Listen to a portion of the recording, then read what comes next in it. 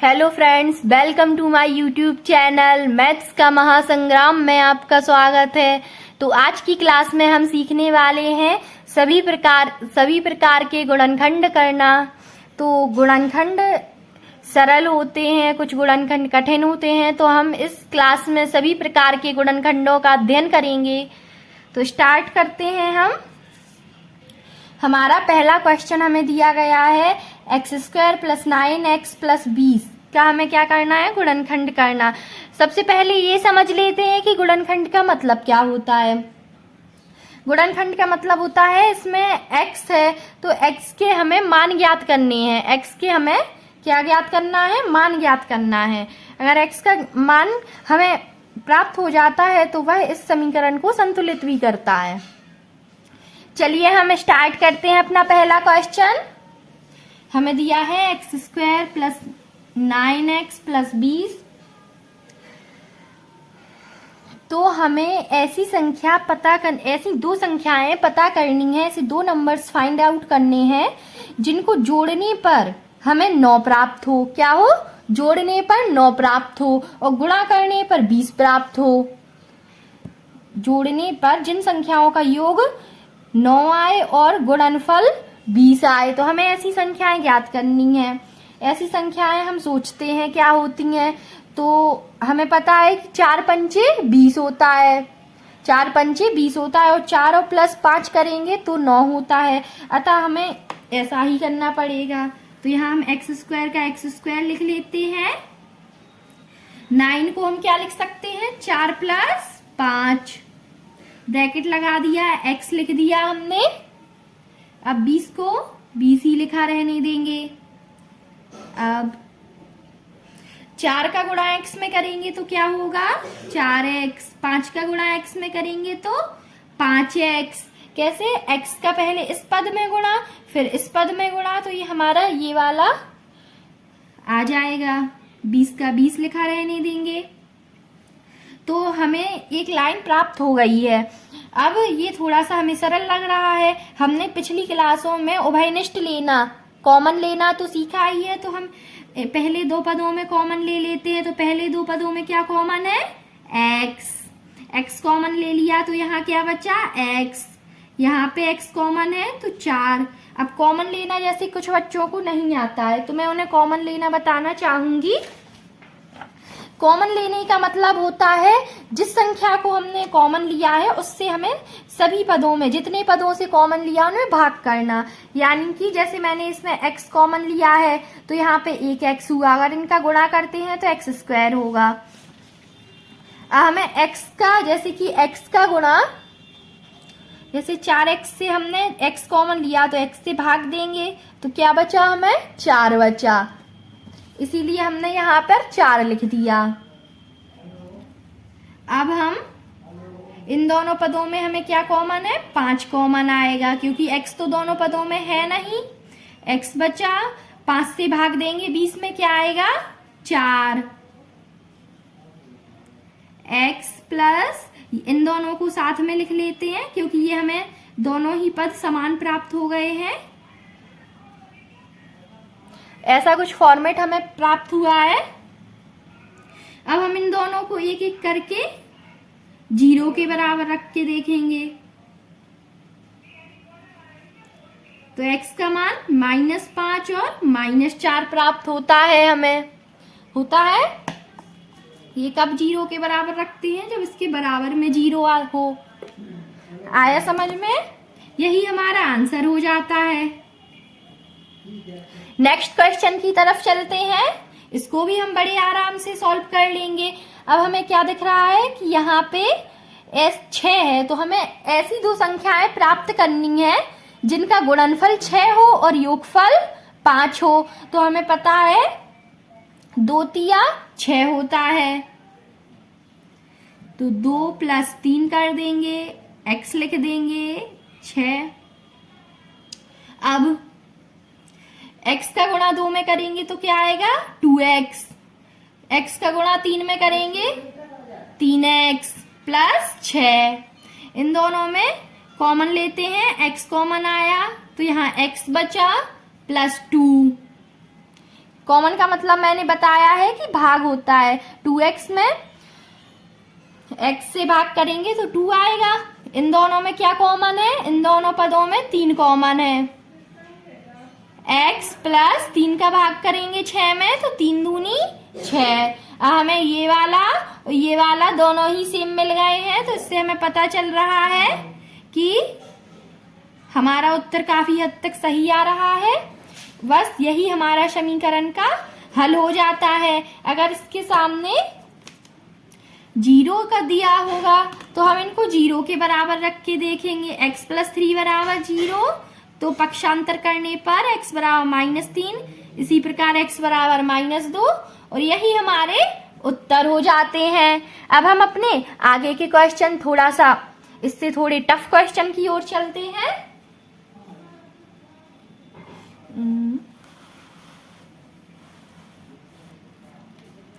Tough question की ओर चलते हैं हम।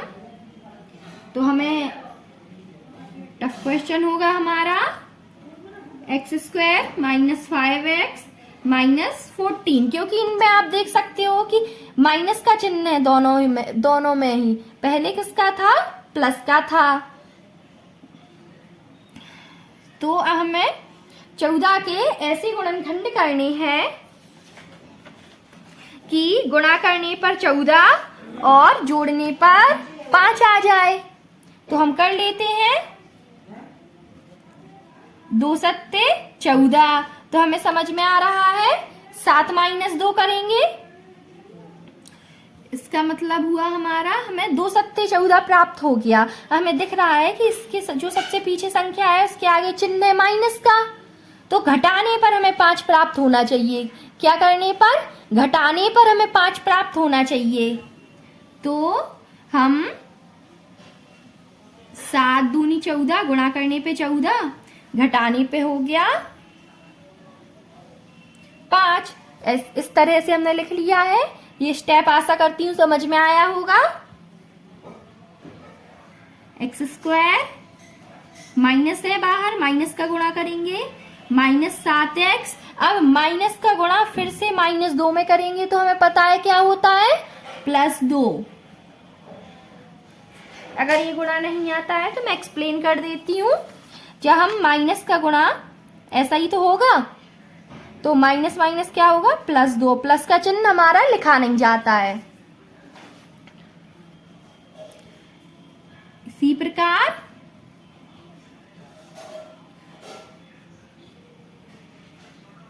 अब हम इसमें क्या कॉमन लेंगे? x। Same to same process है। x -7 आ गया। इन दोनों में क्या कॉमन आएगा? 2 कॉमन आएगा, तो यहाँ x का x रहेगा, 2 से भाग देंगे 14 में, तो हमारा 7। अब हमें ये फॉर्मेट और ये दोनों ही सेम प्राप्त हुए हैं, तो हम इनको एक साथ लिख लेते हैं और हम x के बराबर 0 लिखते हैं, तो x बराबर -2 और 7, यही हमारे आंसर होंगे। आशा करती हूँ ये क्वेश्चन आपको समझ में आया होगा। नेक्स्ट की तरफ चलते हैं हम। हम थोड़ा सा और टफ क्वेश्चन लेते हैं। 2x² + 5x + 3।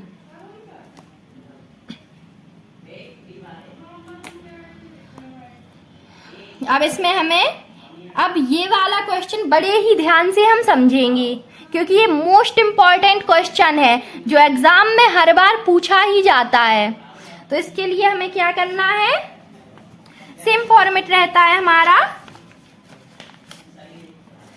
2 है, आप देखिए x² का गुणांक क्या है? 2। तो 2 का गुणा हमें करना है, 2 का गुणा करना है अंतिम पद में, तो 2 तिया 6, क्या आ रहा? 6। तो हमें 6 के ऐसे गुणनखंड करना है कि जोड़ने पर 3 के आगे क्या चिन्ह है? प्लस का, जोड़ने पर 5 प्राप्त हो। तो 2 तिया 6, 2 तिया 6 होता है, तो 2 + 3 + 3 हो जाएगा। कैसे? क्योंकि 2 तिया 6, 6 के ऐसे गुणनखंड करने हैं कि गुणा करने पर 6 आए और जोड़ने पर हमें 5 हो। तो 2 तिया 6, इन्हें जोड़ने पर हमें 5 प्राप्त होता है और गुणा करने पर हमें 6 प्राप्त होता है। इसी प्रकार हम x का गुणा कर लेंगे 2x plus 3x plus 3। Okay, तो इस दोनों में क्या कॉमन है? 2x कॉमन है, तो 2x कॉमन है, तो यहाँ क्या बचा? x बचा। यहाँ पर 2x है, 2x सेम कॉमन ले लिया पूरा का पूरा, तो 1 बचेगा। इसमें 3 कॉमन है, x प्लस 1 बराबर 0, 2x प्लस 3। तो यहाँ पे हम इनको साथ में लिख लेते हैं, 2x प्लस 3, x प्लस 1, ये हमें सेम मिल गया है। इससे हमें पता चलता है कि हमारा सही आ रहा है। हम इनको 0 को बराबर लिखेंगे, तो 2x बराबर -3, पक्षांतर करते हैं दूसरी साइड, तो x का मान -3/2। एक मान हमें ये प्राप्त हुआ, x प्लस 1 बराबर 0, तो x बराबर -1। ये हमारे x के मान दोनों प्राप्त हो गए हैं, मतलब हमारा क्वेश्चन सॉल्व हो गया है। अब हम नेक्स्ट क्वेश्चन की तरफ चलते हैं। हमारा नेक्स्ट क्वेश्चन है 3x² - 12x + 12 बराबर 0। तो इस प्रकार के क्वेश्चन में हमें दिख रहा होगा कि इन सभी पदों में 3 से भाग जा सकता है, सभी पदों में 3 से भाग। तो सभी पदों में 3 से भाग करने पर x² - 3 से भाग दिया, 4 आ गया, यहाँ पे भी 4। तो हमें 4 के ऐसे गुणनखंड करने हैं कि जोड़ने पर 4 आ जाए और गुणा करने पर 4 आए, जोड़ने पर भी 4 आए और गुणा करने पर भी 4 आए। तो हमें पता है कि 2 दूनी 4 होता है, तो वही करेंगे हम। x² -2 का गुणा x में -2x, फिर से प्लस माइनस का गुणा, हमेशा माइनस का चिन्ह आता है। इसमें x कॉमन, इसमें -2 कॉमन ले लेते हैं। अगर माइनस का चिन्ह कॉमन लिया है तो अंदर जो ब्रैकेट के अंदर चिन्ह होगा वो बदल जाता है, तो ये प्लस का था तो ये माइनस हो जाएगा। तो 2 से भाग दिया 4 में, 2 आ गया। हमारा ये अंदर का जो है वो सेम प्रोसेस, हमें सेम फॉर्मेट मिल गया है, तो हमें समझ में आ रहा है हमारा क्वेश्चन काफी सही है। x -2 बराबर 0 रखते हैं तो x का मान 2 आ जाता है। यही हमारा आंसर हो गया। नेक्स्ट क्वेश्चन की तरफ चलते हैं हम। इसमें हमें 24 के ऐसे गुणनखंड करने हैं जिनका गुणा करने पर 24 और जोड़ने पर 11 आए। तो हम जानते हैं क्या होगा, 6 चौको 24, 6 4 11।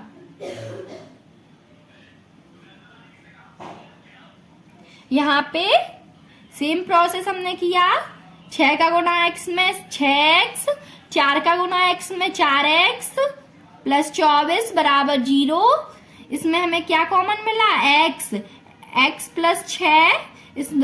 इन दोनों पदों में क्या कॉमन मिल रहा है, 4 कॉमन ले लेते हैं, 4 से भाग देंगे 24 में, 6 आएगा। x प्लस 4, x प्लस 6, इनको हम x 0 के बराबर लिख लेते हैं एक एक करके। तो बराबर की दूसरी तरफ जाएगा 4, तो -4 हो जाता है। इसी प्रकार x प्लस 6 को बराबर 0, तो -6 हो जाता है। यही हमारे आंसर होंगे। मैं आशा करती हूँ कि आपको ये वीडियो पसंद आई होगी, क्वेश्चन अच्छे से समझ में आए होंगे। अगर कोई डाउट आता है तो आप उसे हमें कमेंट करके पूछ सकते हैं, और हमारी वीडियो को लाइक करें, सब्सक्राइब करें, कमेंट करें, और जो भी गलती हो गई हो उसे छोटी बहन समझ के माफ करें। Thank you so much to all of you.